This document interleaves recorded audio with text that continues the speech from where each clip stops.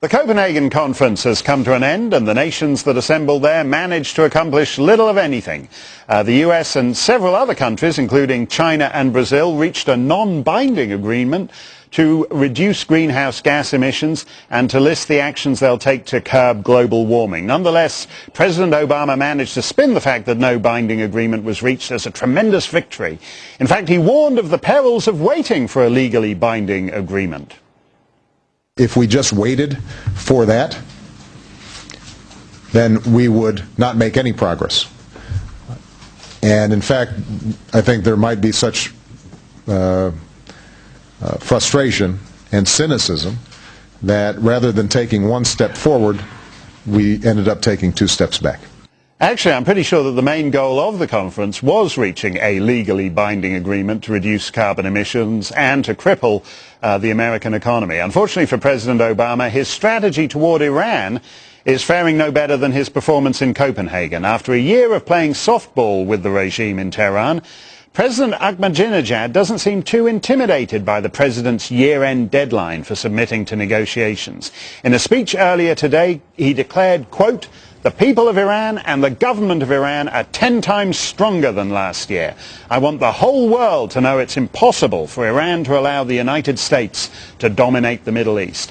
Joining me with reaction to all of this is the former ambassador to the UN, Fox News contributor John Bolton.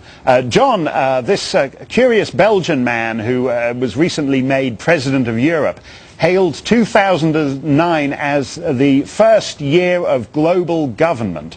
It didn't quite go that way at Copenhagen, did it?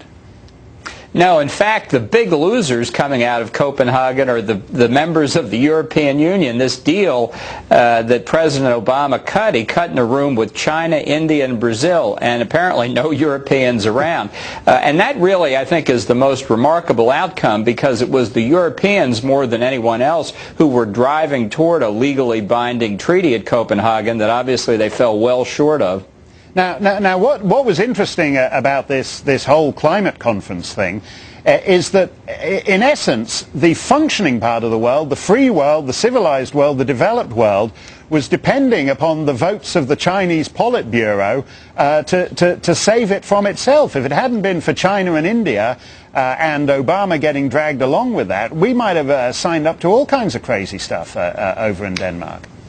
Well, let me tell you, during my time at the UN, it was often easier, in my view, to negotiate with the likes of India and China, who had no compunctions whatever about asserting their basic national interest. And that's what was happening here. India and China don't want to slow down economic growth. They don't want to cut their carbon emissions. It was easier to deal with them, agree or disagree, than dealing with the Europeans, who have these ideas about global governance and sort of what I call the European unionization of the whole world, trying to recreate the mess they've made in Europe elsewhere. And that was a big part of their objective in Copenhagen. Yeah, I heard you once, a couple of years ago, in a room full of European prime ministers and foreign ministers, declare that, quote, "international law does not trump the United States Constitution," unquote.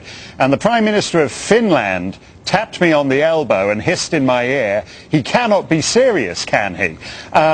Essentially, Obama came to office with a view of international relations much closer to the Finnish Prime Minister than previous American presidents. How's it working out for him on the global scene?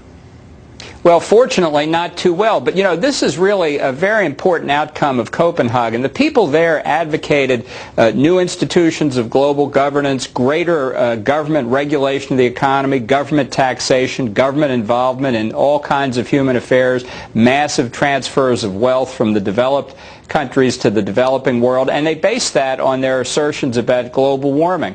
But here's the thing. They would advocate exactly the same policies if the problem were global cooling. They'd advocate the same policies if the Earth's temperature was unchanged. This is not about climate change. This is about a view of the role of government in our lives and the role of international institutions and global governments in the world's life. Now, all these governments that claim to have no problem with changing the very heavens if they can just tax and regulate us enough, don't seem to be able to do anything about the Iranian nuclear program. Mahmoud Ahmadinejad as he said in his statement, is basically ending the year, roaring his head off, laughing at us.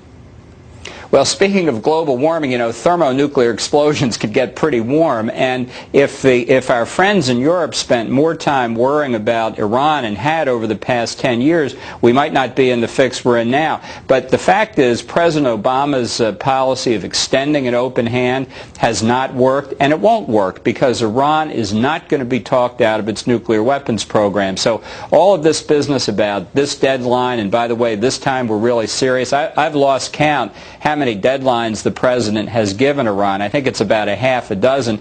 By the way, this one will slip as well. They won't get effective international sanctions. The most likely outcome now, I'm sorry to report, is that Iran will get nuclear weapons. And what does that do in two arenas? First, in the Middle East, what does it do in terms of the dynamic in the Middle East? But more broadly than that, if you're sitting in Moscow or Pyongyang or even Brussels, what does America's failure to stop Iran going nuclear tell you about the state of the world superpower? Well, when you start with the understanding that Iran is already the world's central banker for international terrorism, that it wants hegemony in the broader Middle East, it wants hegemony within the Islamic world, it wants to be a major power in the international scene, getting nuclear weapons will certainly move them a long way toward all of their objectives. But what it will also say to North Korea and to other would-be nuclear weapon states, you can get these weapons and keep them and not pay any price at all, not political, not economic, certainly not military. So it will be a huge incentive to any number of other states in the Middle East or elsewhere to proceed with their own nuclear weapons program. We are pursuing a strategy that is doomed to failure and that will almost certainly lead to a radically unstable Middle East and a world much more threatened by rogue states or terrorists with nuclear weapons. Yeah, potentially explosive next few years ahead. Thanks very much, John Bolton.